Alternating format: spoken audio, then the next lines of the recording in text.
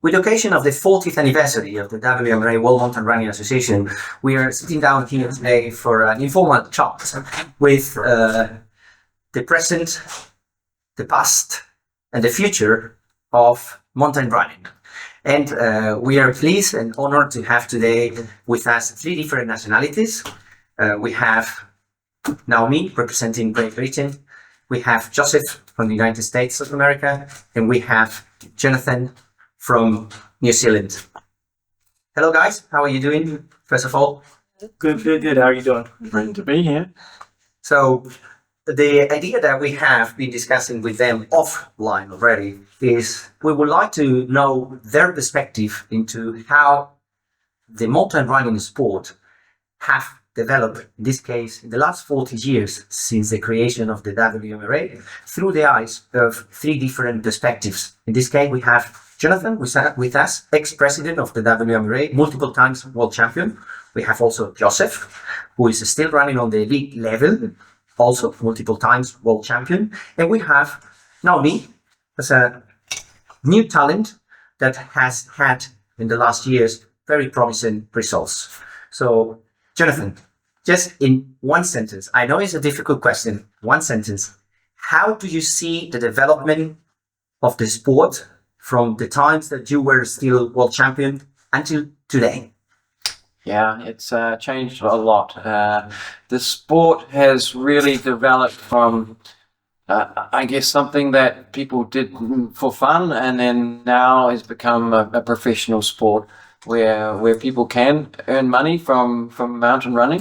And but it's important to make sure that we retain the values of the sport and the passion of the sport.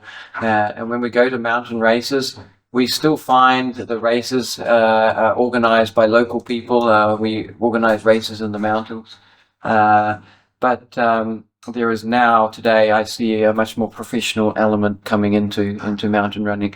And it's important that we recognize that, and that we are able to support the sport and the athletes that want to participate in it. And Naomi, as a newcomer, as I mentioned, for example, for you, being on a different generation as the 2 gentlemen that we have on the table with you, who have less access to information, how do you think the new technologies and the accessing information influence, for example, the way that you would approach mountain running, for example, on the selection of different races that you would like to run? I guess all the races now, they have like an Instagram page or at least a website where you can find all the information. But I think one of the quite big things is like the visuals that like come from the race. So you see loads of pictures of I guess like the location of where it is, like the terrain, like videos and stuff. So you get I guess a bit more of a feel of what the race is like before going there. But at the same time, a lot of these races have been around like a long time, so you see kind of older pictures and stuff. And I think seeing like the history of the race like sort of before you go is like kind of quite a nice thing as well, because you feel like you're going to something that's like quite important to the community that you're going to. And Joseph, now for you, being in the middle, also in the table today, you are in the middle in these 2 generations in this case. How do you approach these 2 questions? Now, how the sport has developed, and now you being also in a technology society, I would say, how would you say this has also influenced the way the sport has developed and the way your career has been developed also in the last years? In terms of the changes, there's, like Jono, I can kind of echo it. I was in her position when Jono was kind of winning his titles at the time. And so you see a lot of different countries now getting involved. You've seen a lot of big influx of money. I think one of the biggest things that I've noticed in terms of changes is the speciality, right? Athletes are now focusing more specifically on specific genres of the sport. I'm an ultra guy. I'm a guy who does classic distances, or I'm a guy who's going to focus on VK specifically. And you see a lot of guys, the top guys, kind of doing this right now. And in terms of the influence of, I think you're referring to like social media. Social media, access into information that might have an influence into, I go to the race Yeah, in Mexico, or I go to a race in Vancouver, because what I see, as Naomi mentioned, for example, Yeah, I the mean, Insta page. I hate to be the guy who gives the negative information here, but there's kind of two sides of the coin for that. There's the positive side, like Naomi said. There's a lot of information out there. If there's a race that interests you, you can find that information. And then there's the negative side, from my perspective, is that brands are now signing athletes who are social influencers, and they're focusing very heavily on this as opposed to focusing on athletes specifically, which I think athletes kind of set the standard as to what you should aspire to, what you should dream to be, as opposed to giving people just this idea of, oh, I'm just out here having fun, taking photos and stuff like this. And I think the idea of supporting and pushing the idea of shooting for the stars, doing hard things, you're going to have to work hard to be the best on the sport, push kids to be the best that they can be. And I think brands going away from that has been kind of the downside of social media influence on our sport from a professional perspective. A lot of money is now going towards that as opposed to going towards the athletes who are kind of validating the performance of footwear, the performance of gear. That's kind of been one of the biggest changes I've seen. Earlier in my career, you didn't see that so much. And I think it's much harder for somebody like Naomi coming into the sport because there's so much choice today. When I started racing, it was really at the beginning of what is now called the World Cup. Back then it was called the Grand Prix for mountain running, and there were literally 4 mountain races in Europe that came together and said, hey, we want to do like a kind of a circuit. So it's kind of easy to follow. And then other races around that, there were very, very few other races to kind of choose. And whereas today you can go on any single weekend during the European summer and you can choose a dozen different really high quality races. And I think Joe's right. The runners now are starting to kind of focus on their specific kind of part of the sport. And that's I guess that helps them kind of focus on what they're good at, but also, it's easy to be distracted about that as well, because, suddenly, hey, there's a neat race next week, and they're going to pay my flights to go there. And so sometimes it's hard to focus on the big prize, which, most often is the World Championship events. But I guess that's where the mountain, like WMRA, is quite good for that, because it's, you've got a set list of races, and if you go to those, it will be a high quality field because it's a World Cup race. Whilst there's loads of other races, and a lot of them will have really high quality fields, and there's obviously other leagues and stuff. I guess having these different kind of leagues at least ensures that if you go there, it will be a good competition. Whereas the others might just be a bit more hit or miss. So now mixing some of the comments that you guys have made, elite, visibility, investment from different brands, once again, elite fields. What would you think of the inclusion of mountain running in some of the future Olympic Games? And in what terms would you believe, based on your experience, your knowledge, that could be a good influence for the coming generations and also for our sport in mountain running? Well, I kind of see it from the historical side. There's always been the movement inside mountain running that mountain running should be a part of the Olympic Games. Mountain running has always had a very strong connection with the athletics world.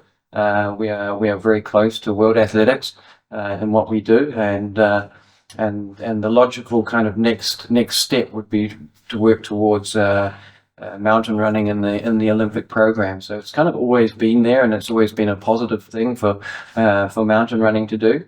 And we always said, as long as we retain the values of mountain running, so we have the races in the mountains and on courses which are right for mountain running is very important for the sport. Yeah, I would copycat exactly what John was saying in terms of if we're going into the Olympics, to make sure that they understand and appreciate the history and the value, keeping the sport the same, not trying to commercialize it or change courses for spectator friendly or cameras type stuff. Don't let the media change the race. I could imagine mountain biking has seen this, some of the cross country mountain biking courses. If you look at the Olympics, they're not like the real cross country races where you go to see the cross country, like the World Cup events, which I've had the opportunity to see a couple of those. And it's like, wow, those are really nice courses. And then you see the Olympics and it's synthetic areas that they've created. It's not a true mountain running course, cross country mountain biking course. And so I don't want to see it happen to where we have some beautiful race, say the championship is in, I don't know, somewhere in Switzerland at a race that we have done historically, and it's a loop or it's a course that they have. And they say, well, the Olympics are going to be here. We're going to have you cut that in half and just do it 3 times instead. And it's like, that changes the history. It changes the results a little bit. We have a course that's set in place, and part of the beauty of our course of mountain running is that you can objectively see times over the year. There are famous points during those courses that are really special to the history of the sport. So you don't want to see that kind of go away just because it's an Olympic event. And I think if you look at all these historic courses, they don't struggle to get people out watching them. Like you don't need it to be a synthetic course, I guess, for it to be spectator friendly. Like you can use the terrain that you've got there, and I think also the terrain is that's a really fundamental part of the mountain races. Like that makes it technical, it makes it interesting, it makes it varied, and like a big reason of why they're so fun to do and fun to watch. So yeah, I guess One last question for the 3 of you: what makes mountain running special? I think the community and the kind of how special each individual course is, the variety, and yeah, I guess second to that, where it takes you. But yeah, I think that it's the really tight knit community. You go to these races and everyone's super friendly. I think it has a slightly different kind of attitude to maybe track and field. Not to not to say anything bad about track and field, because I do enjoy that as well.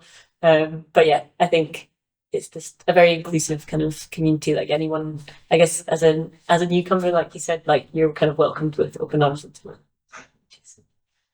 Yeah, I would say for me, I think the most special aspect about it is you get to see parts of the world that are kind of off the beaten path. So it looks very much different than what you might experience in, say, your typical road race, just because the mountains are away from the cities a lot of times. And so you get a completely different experience in terms of seeing the agriculture of that country, or seeing what it looks like from above, and you can see kind of the landscape of the country and the beauty in a very different way. Not to say that cities don't have beauty, or some of the major road races don't have beauty. They do, but it's a very different beauty that's very new, very young, and in the terms of the sporting world and the history. So that's pretty cool. And also it's about as natural as you can get in terms of natural terrain racing. We don't have to call it mountain running. It's natural terrain. You're out on a trail. No one paved it or created a trail for you in terms of doing anything synthetic. They've just a couple of people went this way, and now this is a route, and we race up it. And so it's about as natural as you can get on foot. Yeah, I really wanted the younger generation to answer that question first. But really good points. And it's interesting that all 3 of us have a background both in track and field and road running and cross country running, as well as mountain running. And so I think we all 3 of us have a kind of a perspective about the different parts of it we enjoy, and each part has its own appeal. And I certainly remember when I was kind of developing as a runner, I really enjoyed the track and field where I could see my improvement almost on a weekly basis through the season. But then there's a certain point where the improvements don't continue, and then I started to enjoy more the cross country and road running sides, and then moving into mountain running, I actually discovered mountain running quite late because it wasn't popular to do that, and it was some friends of mine that introduced me to mountain running. Said, "Hey, you're good on cross country. Try mountain running." So I did, and the thing that really appealed to me about mountain running, the aspect that Naomi said, the community. You would race as hard as you can against your competitors, and then as soon as the race is finished, you're sitting around having a drink together and enjoying some stories, and then just the beautiful places that really blew me away, especially organized races in the mountains in these stunning locations, and you're racing as hard as you can, and yet at the same time you're kind of looking around and being inspired by the scenery. So I think those two aspects in particular are what really kind of drew me to mountain running and kept me involved with it. I think on the back of what you both said about like where the location and stuff, like when you're racing, you are actually like you're in what you're seeing, I guess, rather than like I guess kind of like other races you might be like looking at something like some gorgeous mountains forever, but then like on the track, like at the bottom where it's like you're up there and in the middle of it. You're kind of experiencing the mountain running. You're in the skyline. Yeah, you're in the skyline. Thank you very much for the three of you for your time, Thank you. for your races, for your future races, for your past races, and hopefully we will see mountain running as an Olympic game. Well, happy anniversary to the WMRA, and long may it continue. Yeah. Feliz cumpleaños. Thank you.